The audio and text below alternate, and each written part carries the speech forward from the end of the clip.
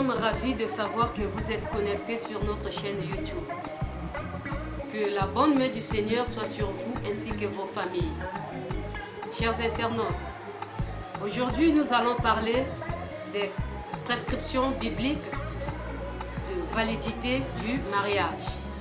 Nous parlerons des conditions à remplir pour qu'un mariage soit validé selon Dieu.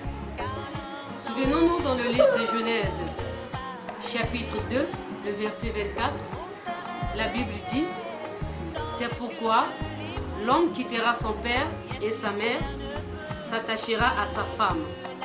Les deux deviendront une seule chair. » Ce verset fondateur du mariage énumère 3 points clés qui, une fois réunis, font qu'il y ait effectivement le mariage. Je disais en amont que ce verset fondateur du mariage nous parle, énumère 3 points clés qui sont, premièrement, l'homme quittera son père et sa mère. Deuxièmement, il s'attachera à sa femme. Et troisièmement, les deux deviendront une seule chair. Et pour ce premier point, j'aimerais inviter mon bébé qui est là, mon mari. Il va vous expliquer, il va vous parler pourquoi l'homme doit quitter son père et sa mère. Donc je laisse place à Papa Vinet pour vous expliquer, pour vous parler de ce point. Merci Thierry pour la parole. Comme tu viens de le dire, ce sont les 3 points qui sont très capitaux.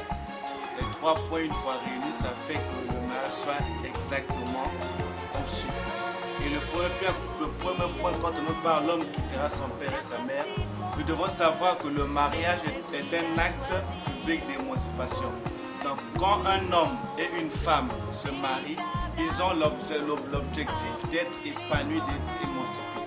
Et donc quand on parle d'un acte public, c'est que ça doit être fait en fonction devant les témoins. Et quand nous réalisons, dans la Bible nous parle dans Malachie 2,14, nous dit que « Et vous dites pourquoi?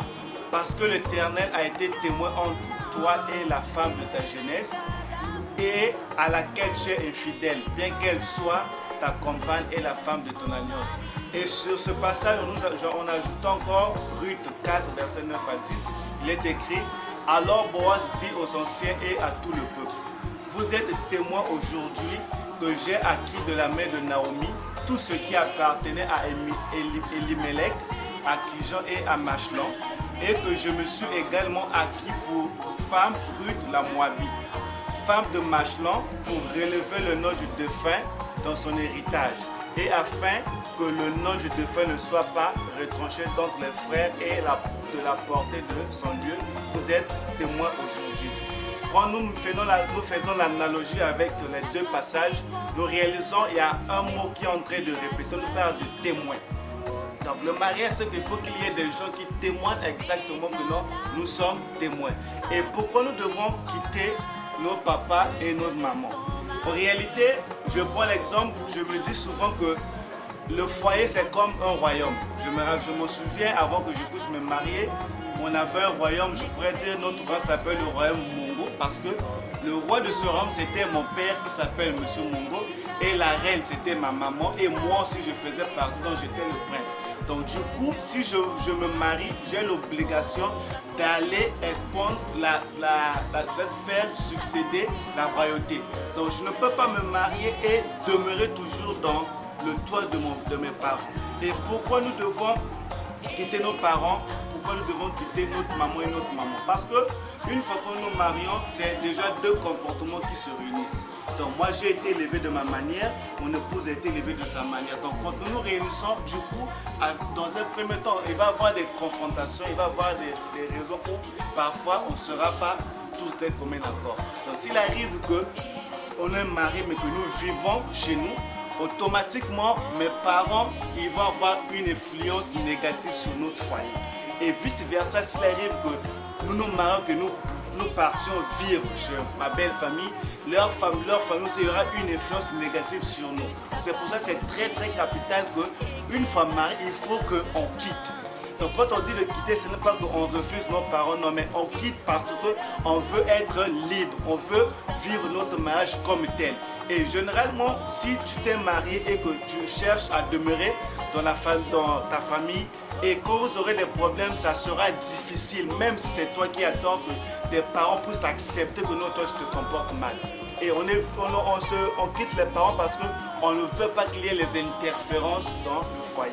Donc si vraiment tu veux vivre ton mariage comme tel, si vraiment tu veux fonder le foyer, il faut que tu quittes les parents parce que tu vas pour créer un autre royaume. Donc ça ne peut pas marcher de non, toi tu es marié, que tu veux créer ton royaume dans un royaume qui a été déjà créé. Donc c'est pour cela, c'est très capital quand tu veux te marier.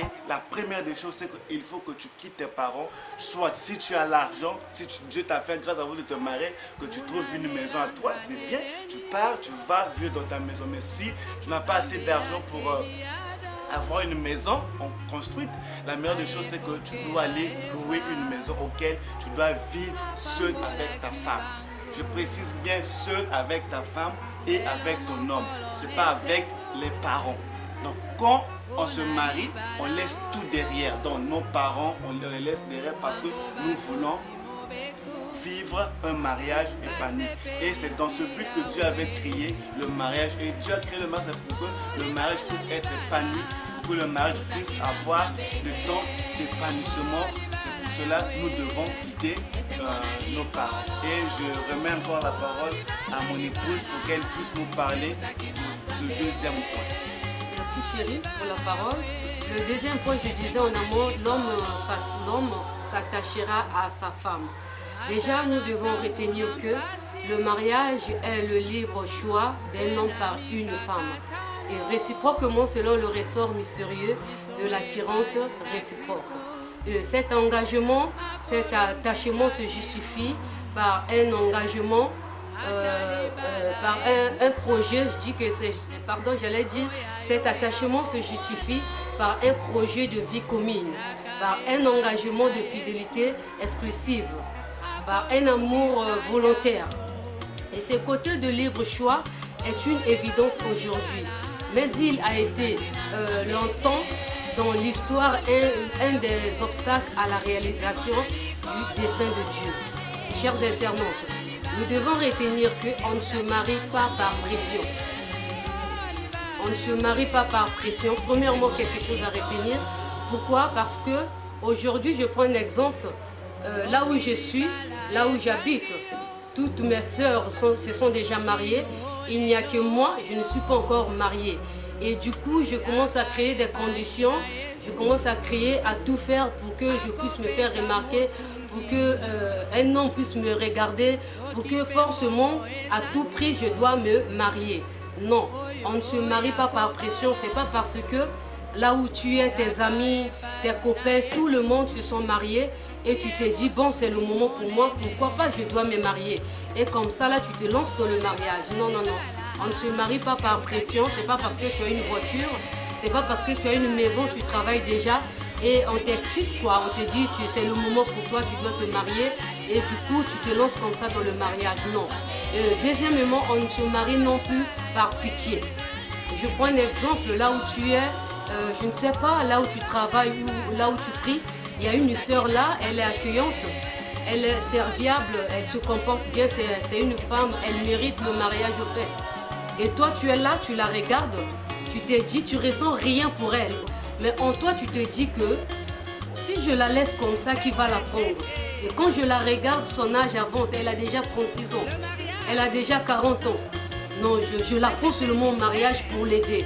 Je la prends seulement au mariage pour éviter que elle puisse rester comme ça, pour éviter qu'elle rate le mariage. On ne peut pas aider le Seigneur. On ne se marie pas par pitié. En faisant cela, là, tu te mets à la place de Dieu. Chers internautes, faisons attention. On ne se marie pas par pression. Il faut attendre le moment de Dieu. C'est pas parce que tu vois quelqu'un, il est en train de galérer, la personne, tout le monde ne veut pas de la personne et toi, tu décides de te marier, tu veux te marier avec la personne parce que tu veux porter l'aide, tu veux l'aider. Non. Dieu, dans son plan, il sait déjà que à telle date, dans 2 ans, dans 3 ans, sa fille va se marier. son garçon, son fils va se marier. C'est pas à toi de se lancer, c'est pas à toi de vouloir aider le Seigneur. Et l'autre chose à retenir, on ne se marie non plus par soumission des parents. Ici, aujourd'hui, nous le remarquons partout, ça se fait voir maintenant, on le voit partout. Il y a des parents qui excitent leurs enfants à se marier. Il y a même des parents, il y a même des mamans, il y a des papas qui proposent même à leurs fils des femmes. Tu ne peux pas accepter de te marier comme ça. Parce qu'il y a ta maman qui te propose une femme ou ton père te dit que je t'ai déjà donné du boulot, tu travailles déjà, tu as une maison. Maintenant, c'est le moment pour toi que tu dois te marier. Et regarde, je te présente une femme, marie-toi avec la femme là. J'aimerais te rappeler une chose, chers internautes. C'est toi qui vas vivre avec cette femme-là. C'est toi qui vivras avec cet homme-là. Ça ne sera pas ta maman, ni tes frères, ni ton papa. Avant de prendre une décision pour le mariage, il faut réfléchir. On se marie plutôt, bébé? On se marie par pure décision. Dire que tu dois mûrir la décision de telle sorte que non, tu réfléchis de telle sorte que non, ta décision doit être mûre. C'est comme, je pourrais prendre un exemple, quand on a besoin de manger une mangue. Moi, je pense que la meilleure mangue à manger, c'est une mangue qui est mûre. À moins que tu sois enceinte. Pour les femmes qui sont enceintes, peut-être il faut faire que ce soit une mangue non mûre à cause parce que c'est aigre. Mais sinon, pour que tu puisses te rassasier, pour que tu puisses te rendre compte que non, tu as mangé un fruit qui est délicieux, il faut que ce fruit soit mûr. Donc c'est pour cela, pour se marier, pour s'attacher, il faut que la décision elle soit mûre. Il ne faut pas que ça soit par pression, comme a dit mon épouse. Et enfin, pour le troisième point, dit que et les deux deviendront une seule chair. Quand on parle de devenir une seule chair, on dit que le mariage ne peut se concevoir sans une attirance sexuelle réciproque. Donc logiquement aussi, quand on se marie, c'est parce qu'il y a une attirance sexuelle qui est là. Mais cette attirance sexuelle doit être vécue dans un cadre bien déterminé. Donc quand on parle de l'attirance sexuelle, on voit plus ou moins l'aspect d'intimité sexuelle. Mais le problème c'est que quand on parle de l'intimité sexuelle, il ne faut pas que ça se fasse comme quelqu'un qui est comme dans la jungle, comme un animal, parce que bon, à n'importe quel moment, quand tu as envie, tu dois te lancer sur ta femme. Non, il faut qu'il y ait une concordance, qu'il y ait une entente, une manière de vivre cette intimité sexuelle. Et je voulais ouvrir une parenthèse. Quand on parle de devenir une seule chair, on voit aussi qu'on devient une seule chair psychologiquement, moralement, c'est-à-dire que devenir une seule chair, ça se passe dans 3 étapes, 3 niveaux. Donc, on devient une seule chair. Donc, on a un seul esprit, on a une seule âme, un seul corps. Donc, au-delà de l'intimité sexuelle, il faut que, quand on se marie, qu'on arrive aussi à vivre une intimité d'une même âme, d'un même esprit et d'un même corps. Et dans cette même optique, je voulais aussi ouvrir une parenthèse pour conseiller à ceux qui peut-être ils sont en train de faire en réalité. Quand nous essayons de revoir ce qui est écrit sur la parole de Dieu, le cadre indiqué, le cadre que Dieu a donné pour que les rapports sexuels soient vécus, c'est dans le mariage. Donc s'il arrive que tu n'es pas encore marié et que tu couches avec les hommes, tu couches avec les garçons, sache-le que non, tu es en train de commettre le péché que nous appelons la fornication. Donc quand on parle de la fornication, c'est tout rapport sexuel en dehors du mariage. Or, Dieu a créé les rapports sexuels que cela soit vécu dans le cadre du mariage. C'est pour ça que c'est très très important, de telle sorte que non, nous devons une seule chair et cela doit se faire dans le cadre des rapports sexuels. Mais je répète que non, cela doit être fait dans le respect des conjoints. Donc, on ne sait pas parce que tu as vraiment envie que ça t'arrive comme ça, tu te mets non. Il faudra qu'il y ait une concordance parce que c'est aussi, comme on dit, c'est comme une manière d'adorer. Quand on adore, on doit adorer en esprit, corps, âme. Donc tu peux pas seulement, c'est toi qui as envie, mais il faut que tu puisses préparer ton conjoint, ta conjointe à t'aider à ce que vous puissiez adorer le Seigneur ensemble. Donc c'est un peu ça que je voulais dire. Et chérie, je te donne la place pour dire la suite. Par là, j'aimerais aussi dire quelque chose, chers internautes, à retenir. Le mariage des hommes est une institution terrestre. Ça, c'est à retenir. C'est-à-dire limité à la terre. à une question spécieuse que les Sadduciens posaient à Jésus, le Seigneur leur répond clairement que à la résurrection, les hommes ne prendront plus des femmes, ni les femmes des maris. Ils seront plutôt comme des anges de Dieu dans le ciel. Chers internautes, nous devons retenir ceci, que le mariage des hommes, ça se passe ici sur la terre. Au ciel, là-bas, c'est avec Jésus que nous allons célébrer. Mais ça se passe ici sur la terre.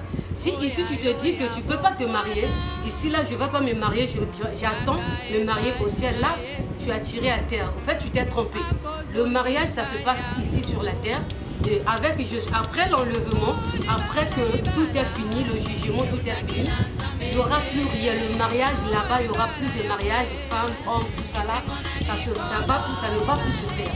Donc retenons que le mariage c'est ici sur la terre. Donc après la terre, après que tu es parti, si tu meurs aujourd'hui, c'est fini pour toi. Tu ne pourras plus te remarier, tu ne vas plus te marier là-bas au ciel. Là-bas, on va fêter ça avec Jésus-Christ. Et ensemble, nous pouvons dire que la qualité d'une maison, la qualité d'une vie et la qualité d'un mariage dépendent du fondement sur lequel il est reposé. Chers internautes, fonderiez-vous votre foyer sur le roc ou sur le sable? Dans le livre de Genèse, dans le livre de Matthieu 7, le verset 24, le verset 24 à 27, je vais prendre ma Bible pour lire, pour bien expliquer. Nous lisons la parole de Dieu dans le livre de Matthieu. Il est écrit, c'est pourquoi quiconque entend ces paroles que je dis et les met en pratique sera semblable à un homme prudent qui a bâti sa maison sur le roc. La pluie est tombée, les torrents sont venus, les vents ont soufflé et se sont jetés contre cette maison. Elle n'est point tombée parce qu'elle était fondée sur le roc. Mais quiconque entend ces paroles que je dis et ne les met pas en pratique sera semblable à un homme insensé qui a bâti sa maison sur le sable. La pluie est tombée, les torrents sont venus, les vents ont soufflé et ont bâti cette maison. Elle est tombée et sa ruine a été grande. Merci beaucoup. Bon, en lisant ce passage, qu'est-ce que je veux dire par là? Ici, on nous parle de deux choses. On dit qu'une personne qui a construit, qui a bâti sa maison sur le roc, et l'autre personne a construit sa maison sur le sable. Ici, le roc déjà à retenir représente la parole de Dieu. Le roc représente la parole de Dieu qui est Jésus-Christ lui-même en personne. La Bible dit, au commencement, tout a été créé par la parole de Dieu. Donc ce monde a été créé par la parole de Dieu et tout ce qui est dans ce monde, tout ce que nous trouvons dans ce monde a été créé par la parole de Dieu. Chers internautes, si nous prenons notre famille, tu prends ton foyer, tu construis, tu bâtis ton foyer sur le roc qui est la parole de Dieu, c'est-à-dire tu donnes la première place à Jésus, tu donnes la première place à la parole de Dieu, que Jésus seul soit le maître de ton foyer, que Jésus seul puisse canaliser ton foyer, ton mariage et tout ce qui est, la Bible dit que le vent ont soufflé, les tempêtes. Les tempêtes ici représentent les problèmes de tous les jours. Le vent, les difficultés, les problèmes de tous les jours, tout ce que nous rencontrons dans notre foyer, dans les mariages, les difficultés, les soucis de tous les jours que nous rencontrons dans notre foyer, dans notre mariage. Quand cela va arriver, rassurons-nous que Jésus, vu que Jésus est dans cette affaire, notre foyer ne sera jamais ébranlé. Parce que Jésus lui seul contrôle notre foyer. Parce que c'est Jésus qui canalise notre mariage. Donc il n'y aura pas quelque chose qui pourra nous séparer. Et nous resterons solides sur la parole de Dieu qui est le roc et qui est Jésus-Christ en personne. Et le sable ici représente ta sagesse à toi. Le sable représente ton intelligence, ta stratégie, ta façon de faire. Quand tu prends ton foyer, tu construis ton foyer, tu conduis ta maison par rapport à ce que tu penses, par rapport à ce que tu réfléchis. Tu as pensé, tu as réfléchi et tu as mis en pratique dans ton foyer. Tu mets Jésus hors de ta maison, tu mets Jésus hors à côté. Rassure-toi mon frère, rassure-toi ma soeur. Quand le vent va souffler, les problèmes vont arriver, ta maison sera ôtée. Et que le Seigneur vous bénisse abondamment, chers internautes. C'était ça ce qu'on avait réservé pour vous. Notre prière est que le Seigneur vous bénisse, le Seigneur vous soutienne abondamment. Merci beaucoup. À très très bientôt. Et n'oubliez pas de vous abonner. Que le Seigneur vous bénisse. À très bientôt. Ciao.